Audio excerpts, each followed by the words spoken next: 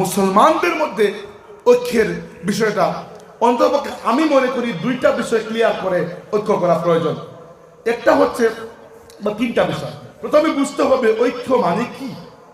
ঐক্য মানে কি হচ্ছে, ধরেন আপনি ভাত নিলেন, ভাতের সাথে চায়ের সাথে আপনার চানাচুরের উপরে মিষ্টি সব মিশিয়ে একটা খিচুড়ি বানায় ফেলবেন, খাইতে পারবেন? পারবেন। Unity does not mean uniformity.